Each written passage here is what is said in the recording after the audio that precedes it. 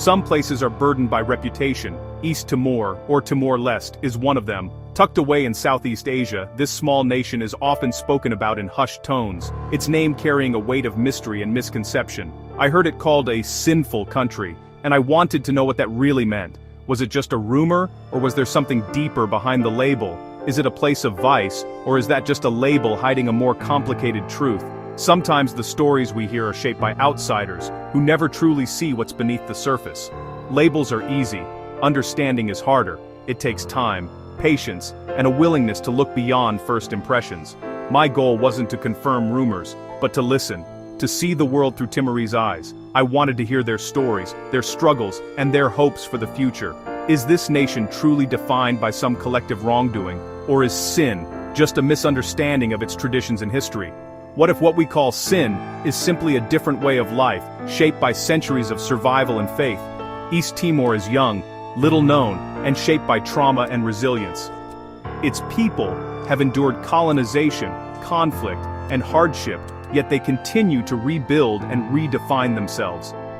The most interesting stories live in the gray areas, where faith, tradition, and survival intersect. Here, daily life is a blend of old beliefs and new realities. The idea of sin feels too simple for a place as complex as this. There's so much more to discover beneath the surface. So, is East Timor the world's most sinful country? It's a bold claim, but a good place to start. Sometimes the best journeys begin with a question. We're not here to judge, but to learn, to open our minds and challenge what we think we know. Let's begin this journey together, with open minds. Let's see East Timor for what it truly is, not just what we've been told. I suspect the truth will surprise us, and maybe even change the way we see the world. East Timor, officially known as Timor-Leste, is a small half-island nation in Southeast Asia, nestled between Indonesia and the vast expanse of Australia. Though geographically close to its neighbors, it feels worlds apart, with its own distinct identity and story. Once a Portuguese colony for centuries, Timor-Leste's people endured a long and often painful history. After declaring independence in 1975, the country was plunged into a brutal Indonesian occupation that lasted nearly a quarter of a century, leaving deep marks on its society. Only in 1999, after years of struggle and international attention, did the Timorese finally win their freedom, celebrating with hope and pride as their flag was raised for the world to see. The scars of conflict are everywhere, in the solemn war memorials, in the stories passed down by elders, and in the visible remnants of a turbulent past that still linger in daily life. Yet this is a nation of survivors. More than half its people are under 25, and the youth bring a vibrant energy, eager to shape a brighter future while honoring their roots.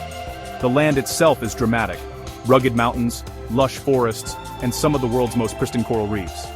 Nature here is both a challenge and a treasure, shaping the lives of those who call it home. Life is tough. Subsistence farming is common, infrastructure is basic, and many villages remain remote and hard to reach. But there's a quiet resilience in the way people adapt and persevere. What you find here is authenticity, no big chains or global brands, just a proud, unique culture that thrives in local markets, traditional ceremonies, and everyday life. Timor-Leste is a blend of indigenous traditions, Portuguese colonial influence, and a deep Catholic faith. This fusion is visible in its architecture, festivals, and the rhythms of daily life. It's a place of paradoxes, still finding its footing after years of hardship, but with a spirit that's unbreakable and a determination to move forward. The country's youth bring hope and energy, even as they carry the weight of history. They are the bridge between the struggles of the past and the promise of tomorrow. Here, the past and future are always in conversation, with every generation adding its own chapter to the nation's unfolding story. Getting to know Timor-Leste is like discovering a secret. It's often overlooked by travelers, but those who visit find it unforgettable, a place of hidden gems and genuine warmth. This is a nation determined to build something new, forging ahead with hope, resilience, and a vision for a brighter future. In East Timor, the crocodile isn't just an animal, it's an ancestor. The national myth tells of a crocodile whose body became the island, and the people its descendants. The crocodile, or Lafayette, is sacred. Harming one is taboo. This reverence for nature exists alongside deep Catholic faith. A legacy of Portuguese rule. Churches are central, but so are animist sites. Faiths blend, not clash. You might see a Catholic procession pass a Lulic house where ancestral spirits dwell. This spiritual mix is at the heart of Timorese identity. Coffee is another symbol. Grown in the mountains, it's both livelihood and struggle. Farmers fight for fair prices, echoing the country's larger quest for independence. Every cup tells a story of hard work and hope. Here, ancient myth, deep faith, and economic struggle are woven together. The result is a culture far richer than any label. In Timor-Leste, tradition and modernity coexist in surprising harmony. Where does the sinful label come from? It doesn't fit the Timorese reality. The local moral code is about community, respect, and honoring ancestors, not sin in the Western sense. Animist traditions, spirit veneration, sacred objects may seem strange to outsiders, but here they blend with Catholicism. These practices aren't seen as un-Christian, but as part of a holistic spiritual life. The country's violent history adds another layer. Trauma, not vice, is the real legacy. War forced impossible choices, leaving scars that are still healing. The sinful label is just a projection, a misunderstanding of a complex society. The reality is a nation grappling with poverty, trauma, and the challenge of building a future, deserving of respect, not judgment.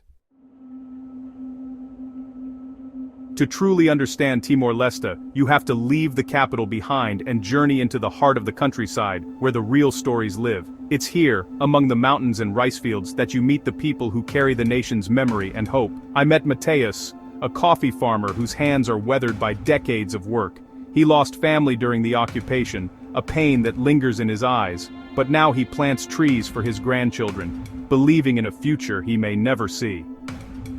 We remember, but we must live, he told me, his voice steady with quiet strength. For Mateus, remembrance is not just about sorrow, but about honoring those lost by nurturing new life. In another village, I watched Maria, an elder, lead a ceremony to honor ancestors before the planting season. The air was thick with incense and the sound of prayer, a bridge between past and present. She's a devout Catholic, attending Mass every Sunday, but she also keeps the old rituals alive, blending faiths in a way that is uniquely Timorese. The land does not belong to us. We belong to the land, she said, her words echoing the wisdom of generations before her. For Maria, the earth is sacred and caring for it is a sacred duty. These ceremonies are about respect, for God, for ancestors, for the earth. They are moments when the community gathers, reconnecting with their roots and each other. I also met Juliana, a young woman studying in Dili, determined to return and teach in her village. She dreams of bringing knowledge home, so the next generation can thrive. She spoke of hope, but also the struggle to build a future from almost nothing. For Juliana, education is both a challenge and a promise. These stories of Mateus, Maria, Juliana reveal a common thread: resilience. Each person, in their own way, is rebuilding what was lost and shaping what is to come. The Timorese endure hardship but are not broken. Their spirit is woven into every field, every home, every ritual. They draw strength from family, faith, and the land itself, finding unity in shared struggle and celebration. Their lives are about survival and hope, not sin. In laughter and in prayer, they find meaning and connection. This is the true heart of East Timor, a place where tradition and resilience walk hand in hand. Their stories are the nation's foundation, passed down through generations, shaping identity and hope. In their resilience, you see the spirit of a people rebuilding and dreaming, always moving forward, together. In Delhi, reminders of the past are everywhere: the Santa Cruz Cemetery, the stories of loss. Nearly a third of the population died in the struggle for independence, yet the Timorese greet you with warmth and smiles. Children run up, curious and joyful. The waterfront comes alive at night, families, music, laughter. This joy is not denial, but a conscious choice. We cried for 24 years, now we have a reason to smile. We are free, one man told me. The people honor the past by embracing the present. Resilience here means holding both sorrow and joy. The smiles are not ignorance, they're strength. East Timor teaches us that light can exist even in the shadow of history. It's a lesson in the power of hope. In East Timor, old and new worlds collide. In Dili, youth ride motorbikes, scroll on smartphones, and dream of global futures. Just outside the city, ancient customs still rule. Sacred houses, clan elders, ancestral rituals. Tradition isn't just respected, it's the foundation of society. Young people navigate both worlds, modern by day, traditional by night. The challenge, how to embrace progress without losing identity. The sinful label misses the point. The real story is a negotiation between past and future. Timorese aren't abandoning their roots. They're weaving new threads into an ancient tapestry. They seek a path that honors both ancestors and modern dreams. It's a delicate, deeply human process. East Timor's greatest resource is its youth. Over half the population is under 25. This generation is the first to grow up free, hungry for education and opportunity. But jobs are scarce, and frustration is real. Many dream big: doctors, engineers, entrepreneurs. But the path is tough. Still, optimism persists. I met young artists in Dili using murals and hip-hop to tell their country's story. "Art is our voice," one said. "It's how we build our new culture." They aren't waiting for help. They're creating their own future. This generation will define Timor-Leste's path. They carry the weight of history, but their hope is contagious. Supporting their dreams is an investment in the nation's future. Their energy is the engine that will drive Timor-Leste forward. They deserve a chance to succeed. Is East Timor the world's most sinful country? After being here, the question feels absurd. This is a place of faith, tradition, and resilience, not moral failing. The real story is about how people create meaning, blend beliefs, and build hope. It's about youth forging a future without losing their soul. East Timor is a lesson in humility and the danger of easy labels. The world is full of places like this, overlooked but rich in story. The Timorese don't need judgment, they need understanding and support. Stay curious, seek out their stories, try their coffee, learn their history. The world is better when we choose curiosity over judgment. Thank you for joining me.